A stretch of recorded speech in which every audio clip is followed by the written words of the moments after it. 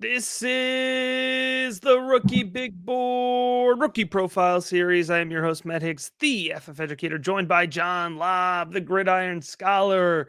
This is the Parker Washington Rookie Profile. John, this is an interesting one. Parker Washington, I feel like, is being forgotten about a little bit, but not by the Rookie Big Board patrons. He was selected. I asked the Discord, who do you want to see that you haven't seen yet? Parker Washington won the poll. So we're going to talk about Parker Washington here. A great reason to be in on the Discord. You get to help control the content that we put out. Patreon.com/rookiebigboard. Get in on the action. And John, without any further ado, let's get in on the action here for Penn State wide receiver Parker Washington. Unfortunately, Matt, no one has slid down the board more this year than Parker Washington. And I know you remember on our Devi summer shows, I was big into Parker Washington. I really liked him at the end of his freshman year. I liked him a ton at the end of his sophomore year. But I felt he took a step backwards, and we're going to talk about the context of why that happened this year. I still like him, but he's fallen down my board compared to where he was a year ago today. In high school, Matt, he was a four-star prospect. He was rated as number 206 overall prospect in the country, number 47 wide receiver, and the number 37 recruit in Texas. He was all-state first team as a junior, Matt. And if it wasn't for Jackson Smith and Jigba, these numbers would be mind-blowing in high school. 75 receptions, 1,486 yards, and 21 touchdowns. But when we went over those numbers with Jackson Smith, it's like no one comes close. But Parker Washington was unbelievable his junior year of high school. As a senior, he was a team captain. So we have a really productive and good young man. He decides to go north and he enrolls at Happy Valley with the Nittany Lions. What I liked about him early, as a true freshman in 2020, so that's COVID, he earned second team All-American as a freshman on the freshman team. He led in the Big Ten all freshmen in receiving. Started 9 games. He was 36 receptions for 489 yards and 6 touchdowns. What I liked about him, Matt, he averaged 13.6 yards a reception, which is a nice number for a true 18, 19-year-old on campus. Also, NFL is going to like this. He did return 5 kicks that year for 100 yards. So you have a little bit of special teams here. In 2021, Matt, I was really impressed with Parker Washington. He was named third team All Big Ten and academic All Big Ten. He was second on the team in receptions with 64. He had 820 yards and 5 touchdowns. But here's what I liked about him. He had 12 receptions of over 20 yards. Looking at the film, watching him play, I was really impressed. And let's put into context, he played with Jahan Dotson, who was a first-round pick by the Commanders last spring. So I was so optimistic about Parker Washington, Matt. I was really excited going into the last year thinking he would have a big breakout season. In 2022, I wasn't the only one. He was a preseason Biletnikoff and the Earl Campbell, Tyler Rose watch list. So there were a lot of scouts and national media who were interested and wanted and expected Parker Washington to do well. What I'm going to say is, if you watch the Nittany Lions, James Franklin made a decision. Matt, they started to run the football more. The offense changed. We know they brought in 2 great freshmen last year. We're going to probably talk about them in our Devi seminar over the summer. Penn State got a little bit more nasty. Well, why do I mention that? They dialed back on Sean Clifford. They dialed back on the passing game, and they went to their running game to dominate. So when you look at Parker Washington, he only had 46 receptions for 611 yards and only scored twice, Matt. He was chosen second team All Big Ten. And the coaching staff did something interesting, Matt. Early in the year, they made him their primary punt returner, which is interesting because someone on the team or Parker said, I need to put more explosion and more versatility on tape for NFL teams. So he was 18 punt returns for 99 yards. He did not return one to the end zone. During his career, he caught a pass in all 32 games. And he set a true freshman single game reception mark with 9 catches versus Michigan. Matt, I like him, but he has fallen down my board. But what does your film study say about Parker Washington?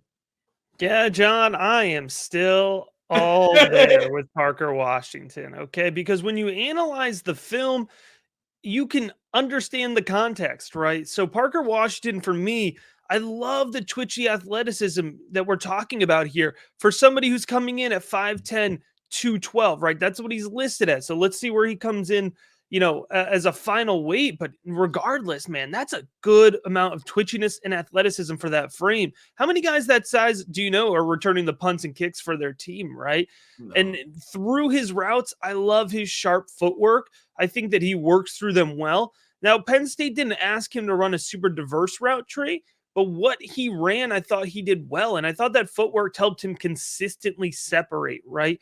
He is a reliable target. When the ball was thrown in his vicinity, he was catching the ball, right? And that's a pretty big deal because he was catching passes from Sean Clifford, which meant that he really had to expand the vicinity. Okay. He had a good catch radius. He was able to track balls well off target. And I loved him at the catch point, but he didn't wait until the catch point to create that space and win. So I love that handwork and I love that ability to catch the ball. And what I think is really underrated is his ability to run after the catch. He displays good field vision, John. He displays good contact balance. So again, you can understand why he was on punt returns, right? He has that smoothness to his running style as well. So for me, I'm looking at these traits on tape. I'm combining that athleticism, that footwork, that handwork with that frame, and I see somebody who I think it can be a total, under the radar breakout player here at the NFL level. I will say, I mentioned, not a diverse route tree, not something I super care about.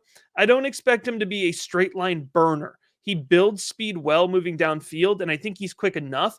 But he's, coming in here at 5'11, 210 plus, he's not necessarily going to be the quickest wide receiver. I think he has some versatility. You did see him play inside with Penn State. He has the ability as well, to kind of bump to the outside. So I think that scheme versatility gives him a little bit more draft capital upside as well. There's a ton, in my opinion, to like about Parker Washington, despite the legitimately concerning stats here, John, which you can get into a little bit more. Yeah, watching the film, I had some questions. Now, I do think one thing that stands out on film two, I guess. One, he is a twitchy athlete, but I also think he has great hands. He does, in my book, he has very good hands. And I plugged him in my model, and he doesn't pop, but he's not poor. He's a good prospect from a model standpoint. The first thing, Matt, he's 5'10", 212. Listen, he's a big, strong young man. He almost looks like a running back. He holds his weight. Now, we'll see what he shows up at the combine. Is he 205? Is he 215? Where does he fall? But if he's in that 210 or above range, that's a solid frame and a big body on a 5'10 young man. And I see that on the punt returns. And you're right about, I would say he has good second-level vision. People have heard me say that. He's very good in space, looking around and finding extra yardage. 146 receptions in 3 years, Matt. I would love to have exceeded that 150 benchmark, but he's close. He's in the margin of error. I'm okay with that. 13.2 yards per reception. I do think his ceiling is a little bit limited in the NFL. I don't think he could be a 1,300-yard receiver, but I think he could be a very nice 900 to 1,100-yard receiver with some touchdown upside. I don't see double digits on his resume, just the way he plays and the limitations as an athlete. The catch percentage, 69%. I said he has nice hands on tape. He makes, context. Sean Clifford throws some ugly footballs. There were times where like I see Parker Washington's like open and Sean Clifford's throwing the ball. He's got like stretch out and do everything he can to corral the ball. So he's very good with his hands. Aerial dominator, 23%, would like a little higher, but as I mentioned, they changed this offense and he played with Jahan Dotson, a former first round pick. What really bothers me, the one red flag in the model, receiving yards per team pass attempt, Matt, 1.68. I'm looking at a 2.5 as a benchmark. That's really low, which that tells me caps his upside. I don't think he's going to get those big yardage games with like 120. But Matt, what does the fantasy football universe need to know about Parker? Parker Washington is so interesting for me, John, because he really hasn't moved much in terms of the initial value that I placed on him. Because we talked about this in summer scouting. I liked Parker Washington. So, but in he's stayed exactly where he is. What we saw from 2021 film, we pretty much just confirmed from 2022 film. The thing about it is that now wide receivers are leapfrogging him, right? The exciting guys in this year's class are now leapfrogging him. So a guy like Zay Flowers, like Cedric Tillman, even like Quentin Johnston, like these guys are leapfrogging him. And what it's going to do, John, is it's going to create a beautiful thing. It's a thing we call value.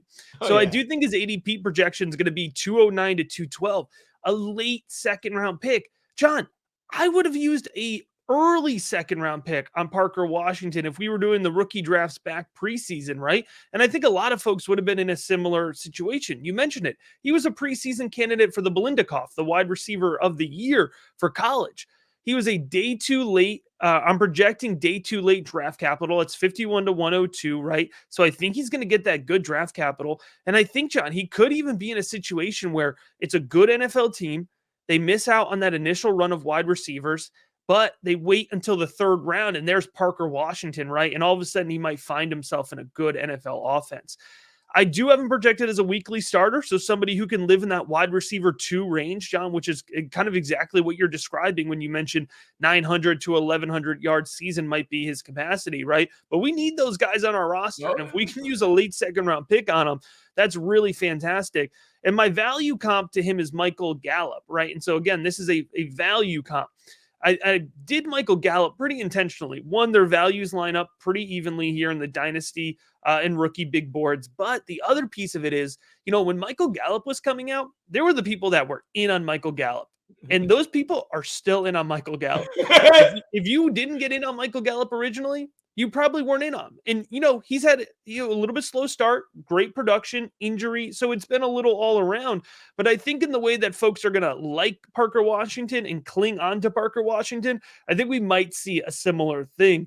John, when people check out the rookie big board for the first time, they cling on to that, right? They cling on to the value that we're putting out here. These rookie profiles are just scratching the surface of the different resources that we provide to dig into the value of this 2023 class. So you're going to want to make sure you head on over to patreon.com/rookie big board and get in on the action. Just $3 a month, and you can save 15% now with an annual membership.